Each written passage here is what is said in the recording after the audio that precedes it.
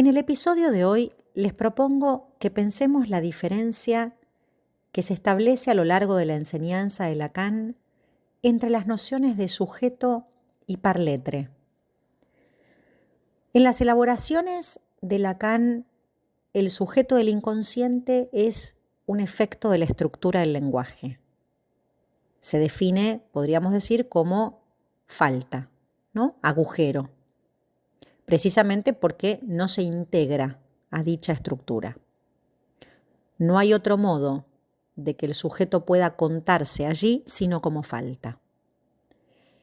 Esta concepción del sujeto se define precisamente a partir de esa iancia que separa al sujeto de la posibilidad de quedar representado por un significante.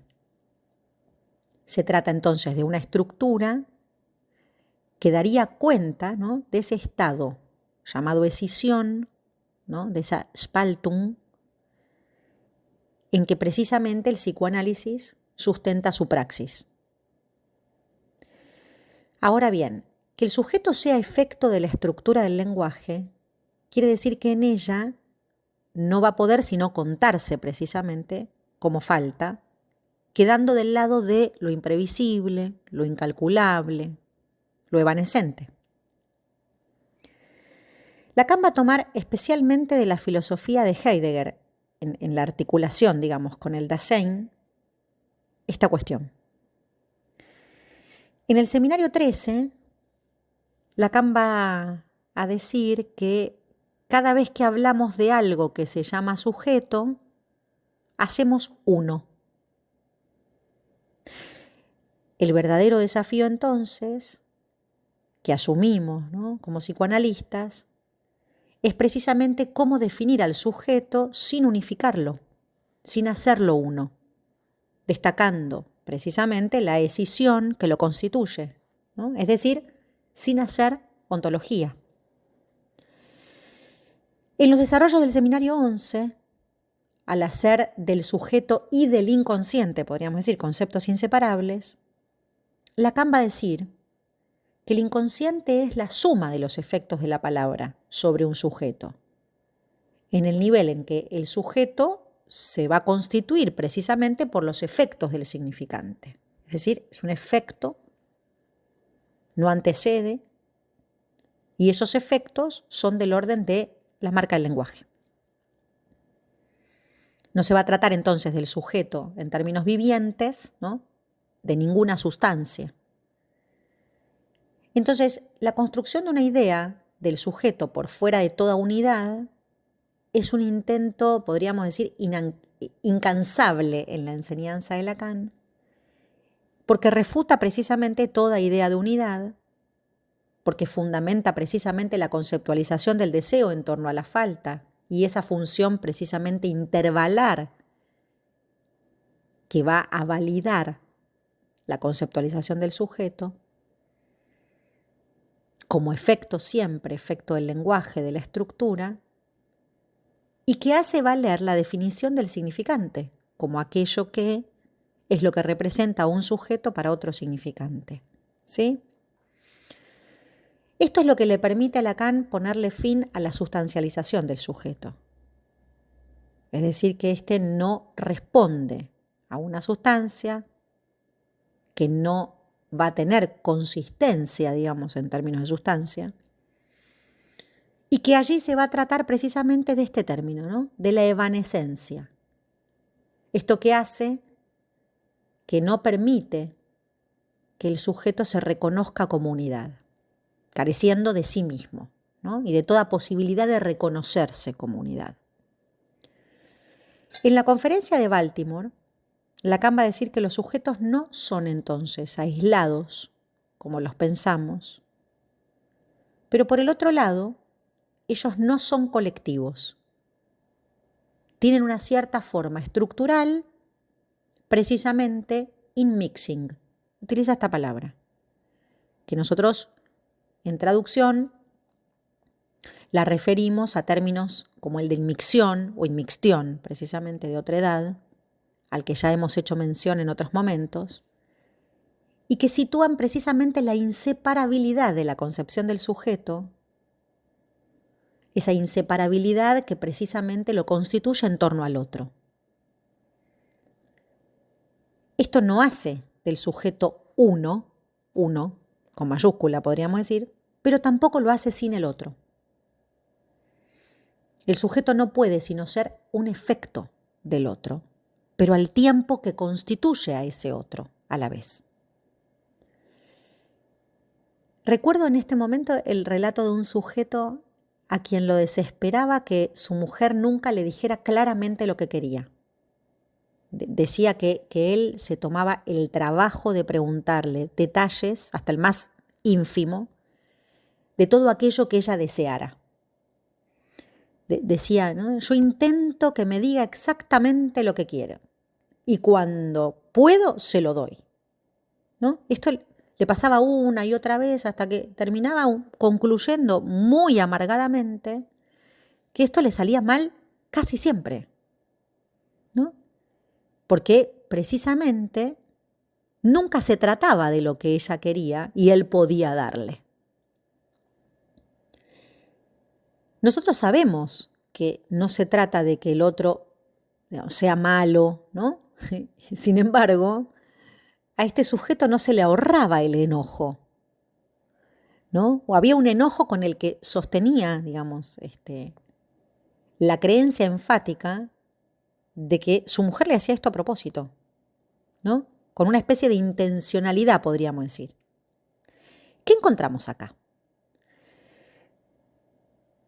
Que aunque él lo dé todo y aunque ella dijese con precisión lo que deseara siempre, final y fatalmente hay algo de ambigüedad, algo de equivocidad, y es precisamente en esa excedencia o incompletud, en esa incongruencia, que se presenta la infalible discordia que testimonia esa falta inherente a la estructura del lenguaje. Entonces, hasta acá la cuestión ligada a la noción de sujeto. Respecto a esta concepción, ubicamos la evanescencia, la insustancialidad, la inconsistencia, en tanto efecto del lenguaje, ¿no? El sujeto allí es un hecho de discurso y se escabulle como tal porque no es anterior, sino efecto de la palabra. Pasemos ahora a ubicar la noción de parletre. Lacan va a mencionar este término por primera vez en 1974 y dice que es una manera de expresar el inconsciente. ¿Por qué entonces se ve necesitado de decir y escribir de un modo tan peculiar la noción de parletre? En primer lugar, vamos a comenzar diciendo que este término tiene implicancias al no hablar de ser, ¿no? No hablamos de un ser que habla. Con el término parletre, Lacan pretende situar que la palabra está antes que el ser, ¿no? Fíjense cómo retorna la cuestión de la sustancia. Y este punto es muy interesante porque transmite precisamente la idea de que la palabra se funda como acto. Por otro lado, este término no deja de hacerse presente en toda referencia a la idea de inmixción que mencionábamos hace un rato, ¿no? La inmixción de otredad. Esa mezcla, esa mixtura que Lacan en la conferencia de Baltimore utiliza para dar cuenta de que el hablante ser, lo digo todo junto, ¿no? Ubicando antes la cuestión parlante, es efecto de la palabra, de la parole, y no hace referencia a una sustancia, sino por eso que puntualiza, por ejemplo, en el seminario 23 como parloteo. ¿Sí? Vieron que allí Lacan habla del parloteo. Tanto el término sujeto como parletre destacan esa cuestión paradojal de la que venimos destacando, en tanto destierra cualquier consideración del sujeto como unidad, en tanto mixtura con el otro, quiero decir. Al mismo tiempo podemos decir que este modo de situar al sujeto implica también una nueva conceptualización del inconsciente. Conceptualización que empieza a considerar lo real, lo imposible de la relación sexual. La no relación, precisamente, va a poner el énfasis en eso irreductible de lo real, en la medida en que eso es lo que produce un agujereamiento del ser como totalidad, ¿no? Agujerea la totalidad, la unidad, la individualidad.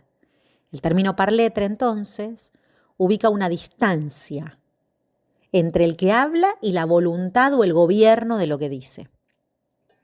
En este sentido, podemos decir que vamos a ubicar o vamos a hacer mención de que eso real va a ser referencia a lo que no hay, ¿no? A esta no propiedad entre el ser y la decisión de la palabra, ¿no? No somos propietarios de la palabra. Sería algo así como que el ser adviene a partir de la palabra, no al revés. En ese punto, el par lettre sería esa posición inconsciente fundada por la palabra. ¿Sí? ¿Cuál es entonces esa peculiar relación, o mejor dicho, no relación, entre el par lettre y el inconsciente? El par lettre va a designar precisamente al inconsciente a la altura del seminario 23, por ejemplo. Y por esa relación del par lettre con el inconsciente es que se producirá un efecto llamado sujeto. Fíjense que acá estos dos términos empiezan a deslindarse, ¿no? No son exactamente lo mismo, sujeto y par lettre. El ser de la palabra no puede sino fallar. Se constituye en el equívoco, ¿no? No ser propietario de la voluntad de querer decir, sino que se trata de la fundamentación del sujeto como dividido. Pero avancemos un poquito más. Lacan va a decir que el par lettre es el sujeto más el cuerpo. ¿Y qué es el cuerpo? El cuerpo va a ser precisamente la sustancia gozante.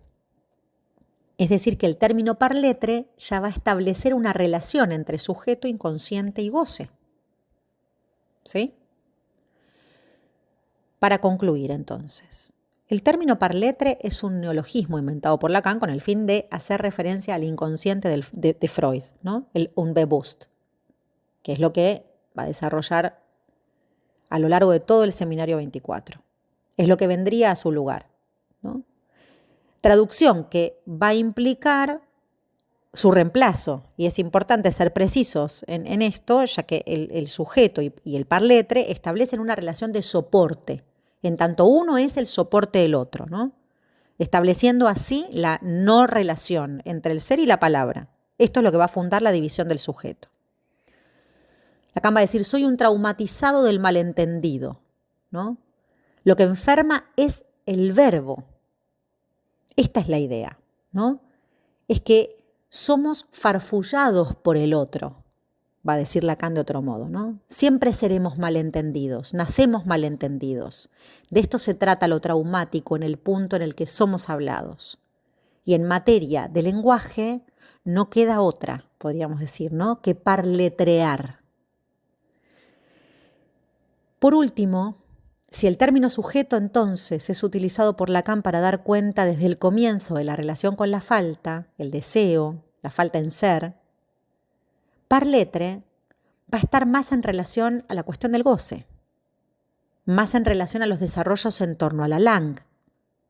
En los primeros tiempos de la enseñanza de Lacan, el significante mortifica el cuerpo.